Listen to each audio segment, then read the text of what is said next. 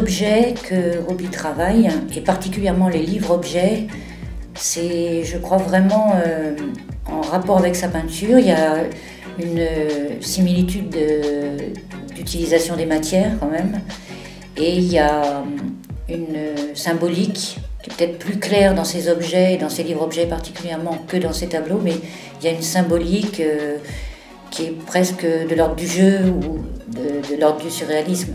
C'est pas un sculpteur, mais c'est un créateur d'objets d'art. Moi, ce que j'aime bien dans ces objets, et particulièrement dans les livres-objets, c'est qu'on retrouve l'inspiration que parfois on trouve dans ces tableaux de lecture, notamment de lecture de philosophes, de lecture de penseurs plus généralement.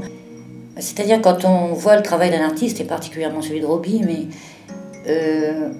on se demande quel est son rapport avec la réalité, avec les questions contemporaines, avec les questions de société, les questions politiques. Dans un premier temps, le rapport n'est pas évident. Et puis quand on fouille un peu, on s'aperçoit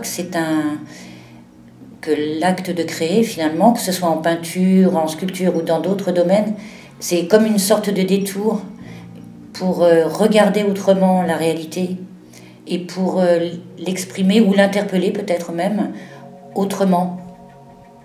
Pour son travail, c'est assez important le calme, enfin un certain isolement, et aussi peut-être un rapport à la nature, y compris dans le choix des matières qu'il utilise pour sa peinture.